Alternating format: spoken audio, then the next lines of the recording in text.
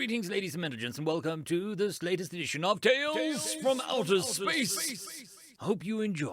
Knowledge is Power, written by I Am the Hype TFS. Human space is both most densely populated region of space in the known galaxy and the most rapidly expanding, adding roughly 2 new planets every 50 to 100 years.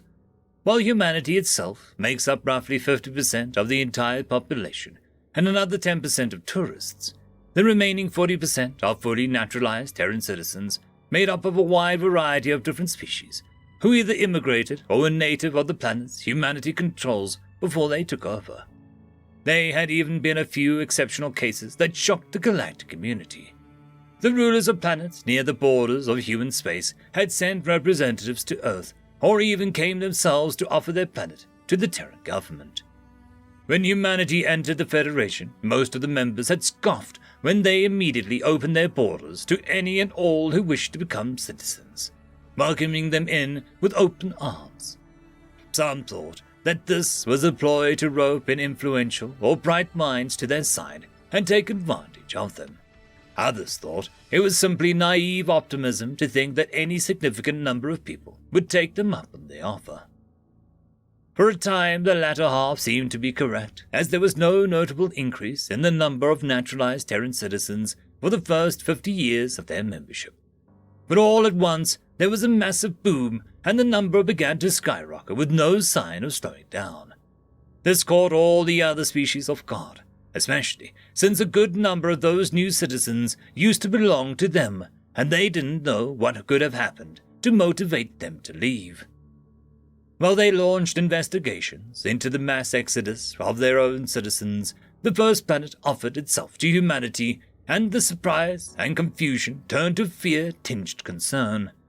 Each and every one of them knew the effort that went into annexing an independent planet, the political dealing and maneuvering, the publicity campaigns to make the transition seem favorable to the population at large.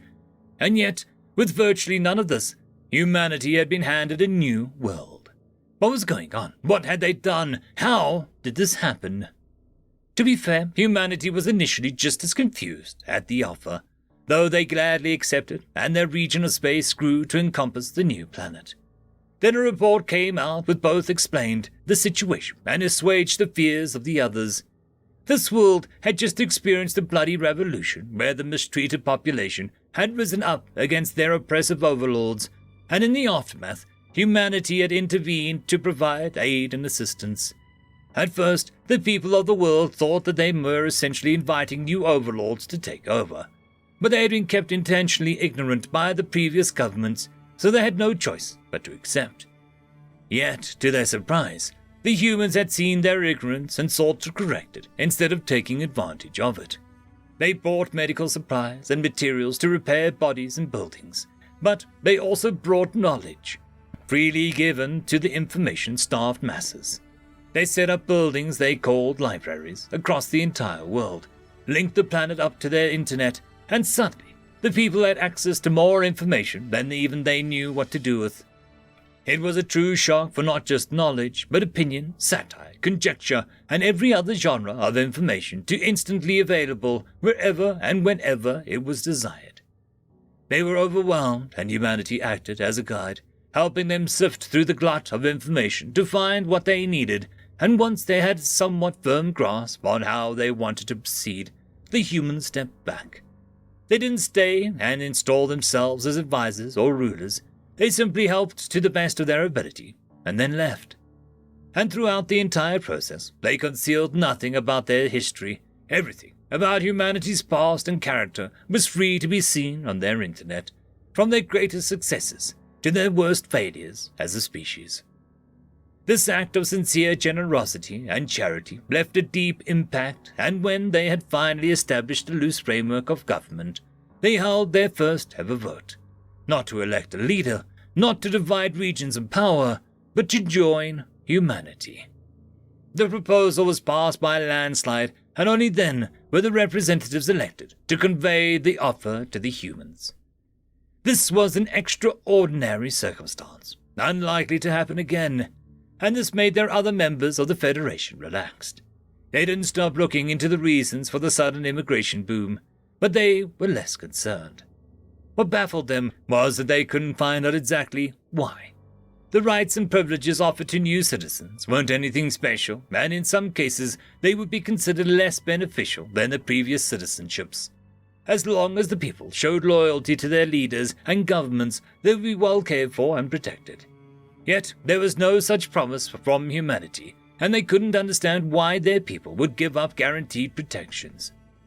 Then another planet offered itself up, and this time there was no extenuating circumstances. This was a stable, established world with no sense of gratitude to incentivize it to join humanity. Apparently, there had been a massive public movement that the government couldn't ignore on that world, which started them down this path. A deeper look revealed that news on the first planet had spread, causing some of these people to visit and sample this internet of the humans, and when they returned, they brought with them a near zealous desire to follow that planet's lead. Was this internet some kind of magic, maybe mind control? The Federation members couldn't bring themselves to believe that simple information would provide such deep motivation, and eventually confronted humanity's ambassador during an open session. The human looked amused at the needling question about how his people were enticing other races' citizens over, almost as if being accused of theft. When we first joined, we offered all of the Federation members access to our internet, and almost all of you declined the offer.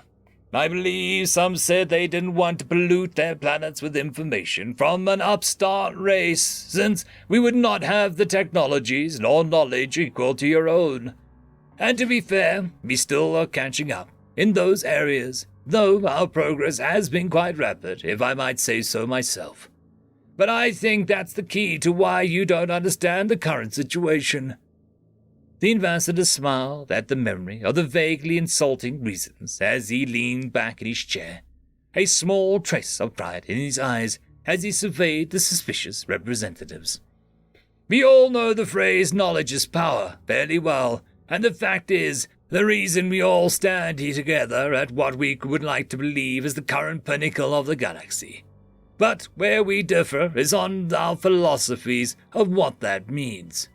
Most of you hoard your knowledge or only place an importance on a special or unique knowledges that you have collected.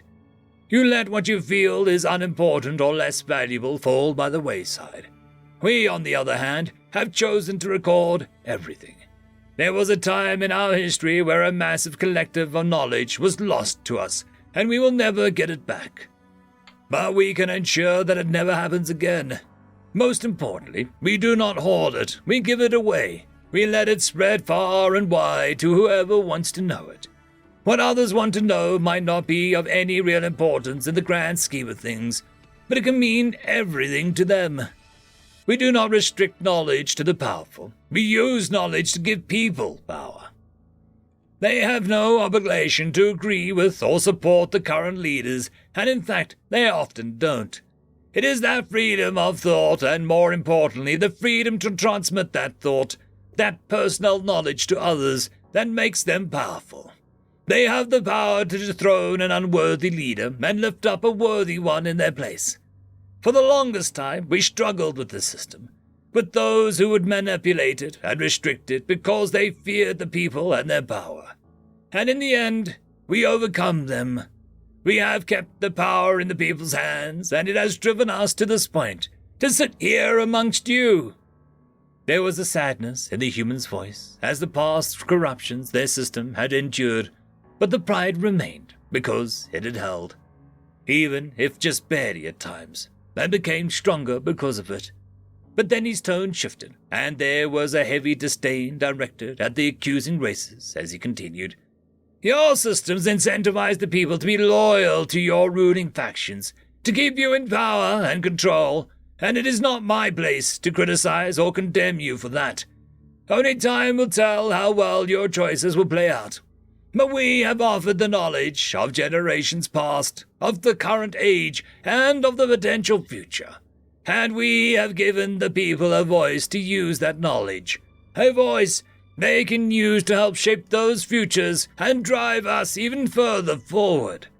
If one day your system fails or drives you to do something that requires the intervention of humanity, it will not be my will or our presidents, or our councils. It will be the will of our people, human and alien alike, that decides our course and your fate. End of story. I would quickly like to thank the T5 channel members and Patreons. Caspar Arnholtz, Cam Maxwell, Lord Azrakal, It's Difficult to Pronounce, Dragzoon WRE, Holly's Sister, Arcadian. Thank you very much.